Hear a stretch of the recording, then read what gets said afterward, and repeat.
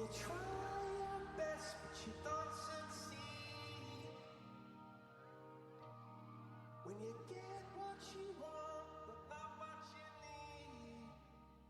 need. Zen, I liked him very much, and I agreed with much that he professed, but I don't agree with everything he professed. I think it's important to take an economic interpretation of lots about life and history, but I would not make it dominant any more than I would else that history is composed of. I think it's a great mistake to see the founders as godlike characters. They were human beings. There isn't one of them that didn't have his failings or faults, some of them grievous failings and faults. And they were inconsistent. To say that they were all devout Christians, for example, is not true. Now, some were very devout, some were middle devout, some were hardly devout, and some were agnostics, and they were human beings, and they had ideas. Now, one reason I like John Adams so much is that John Adams is the only founding father who never owned a slave as a matter of principle. So when we professed all men are created equal, who are we kidding? And Adams and Jefferson were not participants in the Constitution, but the Constitution, which was done in Philadelphia in the summer of 1787, was in many ways an extraordinary and immortal achievement.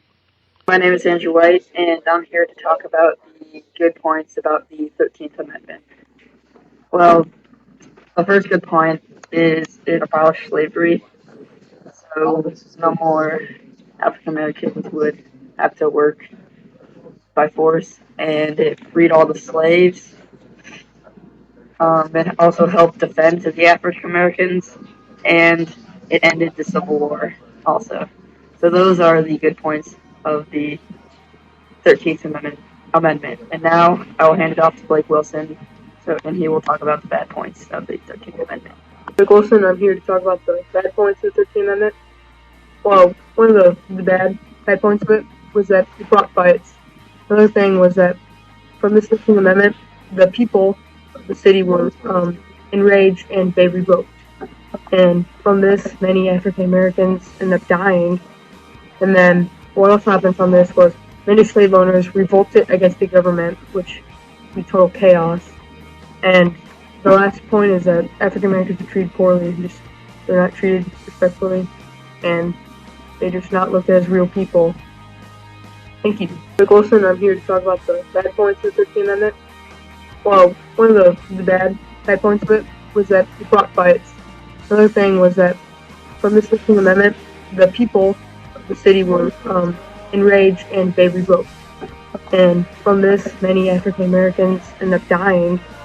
And then what else happened from this was many slave owners revolted against the government, which be total chaos.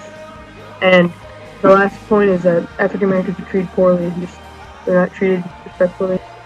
To interview him on his views of the 13th Amendment.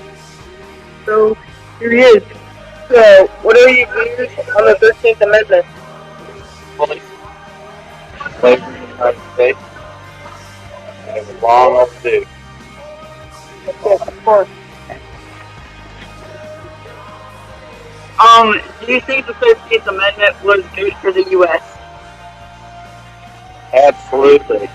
Without hesitation, it's good for the United States of America and the entire world, actually. It's one of the United States. And that was Mr. Thoreau. Thank you, Mr. Thoreau. Thank you very much. And that was Mr. Thoreau's views on the 13th Amendment.